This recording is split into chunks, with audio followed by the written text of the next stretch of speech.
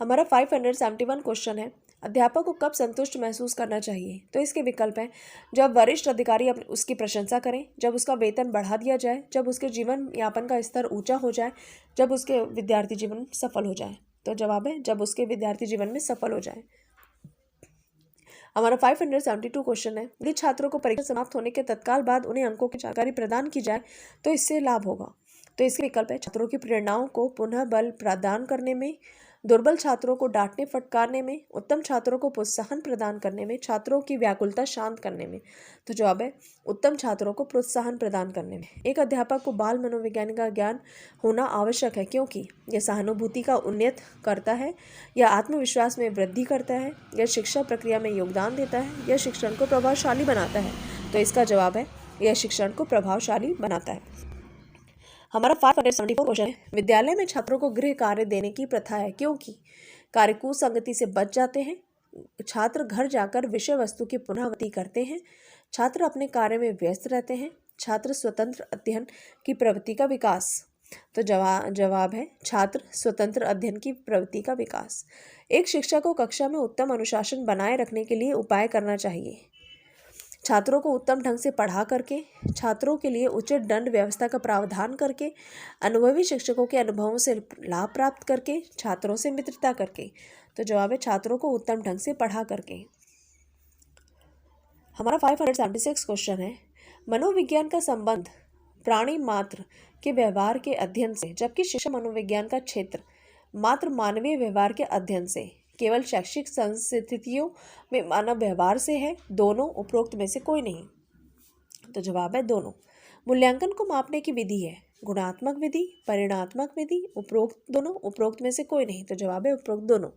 अचेतन मन का अध्ययन किया जाता है बहिरंग विधियों द्वारा, मनोविश्लेषण विधियों द्वारा, अंतरंग विधियों द्वारा, निरीक्षण विधियों द्वारा। तो जवाब है मनोविश्लेषण विधियों द्वारा। हमारा 579 क्वेश्चन है, मनोविश्लेषणात्मक प्रणाली के जन्मदाता हैं C.H. Judd, Sigmund Freud, G. Lester Anderson, Strout. तो जवाब है सिगमंड फ्रॉयड। निम्नलिखित में से मनोविज्ञान की अध्ययन विधियों से प्राचीनतम विधि है अंतर्दर्शन विधि, प्रयोगात्मक विधि, व्यक्ति इतिहास विधि, विकासात्मक विधि। तो जवाब है अंतर्दर्शन विधि। हमारा 581 क्वेश्चन है, वर्तमान समय में मनोविज्ञान है व्यवहार का विज्ञान, चेतना का विज्ञान, मस्तिष्क का विज्ञान, आत्मा का विज्ञान। तो जवाब है व्यवहार का विज्ञान।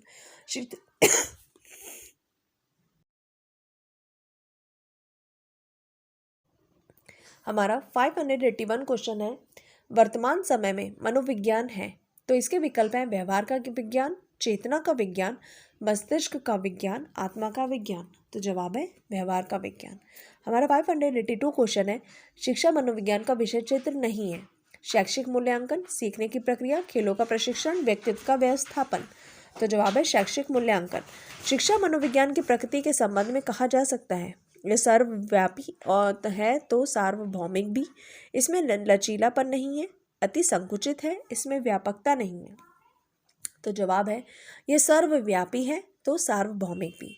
हमारा 584 क्वेश्चन है, मनोविज्ञान के अंतर्गत संसार के अन्य सभी प्राणियों का अध्ययन किया जाता है, मानव का अध्ययन किया जाता है, जीव जंतुओं का अध्ययन किया जाता है, उपरोक्त सभी। तो जवाब है उपरोक्त सभी। शिक्षा मनोविज्ञान अध्ययन का उद्देश्य है छात्र की योग्यताओं एवं क्षमताओं को ध्यान में न रखना, विद्यार्थियों द्वारा किसी बात के सीखे जाने को प्रभावित करना, शिक्षा के उद्देश्यों की पूर्ति में सहायक ना होना, उपरोक्त में से कोई नहीं। तो जवाब है विद्यार्थियों द्वारा किसी बात के सीखे जाने को प्रभावित करना। हमारा 586 क्वेश्चन है, मनोविज्ञान शिक्षा के क्षेत्र में सहायता देता है तथा स्पष्ट करता है, तो इसके विकल्प हैं शिक्षा के उद्देश्यों की संभावना, शिक्षा के आदर्शों का निर्माण कैसे किया जाए, शिक्षा के किन उद्देश्यों का निर्धारण करें, शिक्षा के उद्देश्यों का निर्धारण कैसे करें। तो जवाब है शिक्षा के उद्देश्यों की संभावना।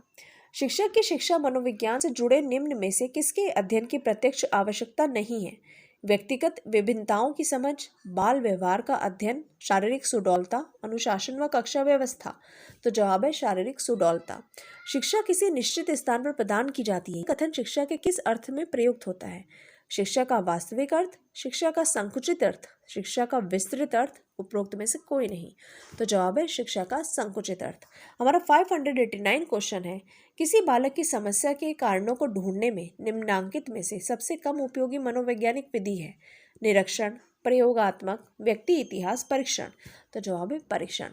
हमारा 590 क्वेश्चन है, शिक्षा मनोविज्ञान। मनोविज्ञान का एक अंग है, मनोविज्ञान का अंग नहीं है, शिक्षा का एक अंग है, उपरोक्त में से कोई। तो जवाब है मनोविज्ञान का एक अंग है।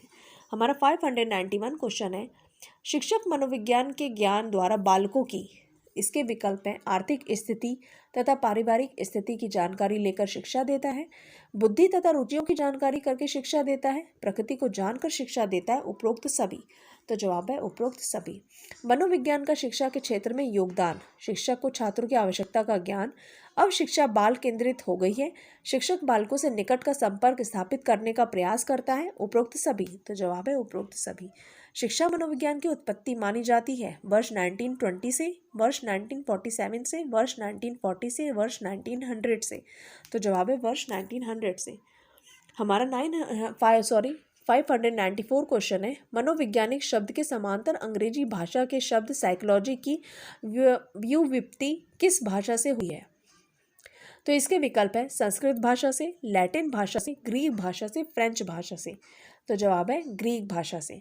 शिक्षा मनोविज्ञान का अध्ययन अध्यापक को इसलिए करना चाहिए ताकि इससे वह अपनी परीक्षाओं में प्रथम आ सके, इससे शिक्षक को आत्मसंतुष्टि मिल सके, इससे वह दूसरों को प्रभावित कर सके, इसकी सहायता से अपने शिक्षण को अधिक प्रभावशाली बना सके। तो जवाब है इसकी सहायता से अपने शिक्षण को अधिक प्रभावशाली बना सके। हमारा 596 क्वेश्चन है, मनोविज्ञान शिक्षा के क्षेत्र में सहायता देता है तथा बताता है शिक्षा के उद्देश्य संभावित हैं अथवा नहीं। शिक्षा के कौन कौन से उद्देश्य निर्धारित करें, शिक्षा के आदर्शों का निर्माण कैसे करें, शिक्षा के उद्देश्यों का निर्धारण कैसे करें। तो जवाब है शिक्षा के उद्देश्य संभावित हैं या नहीं अथवा नहीं। किस मनोवैज्ञानिक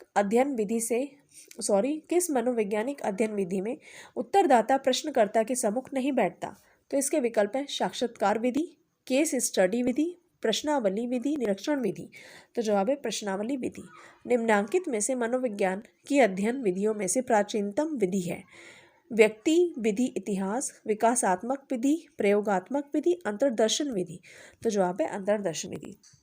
हमारा 599 क्वेश्चन है, आंकड़ों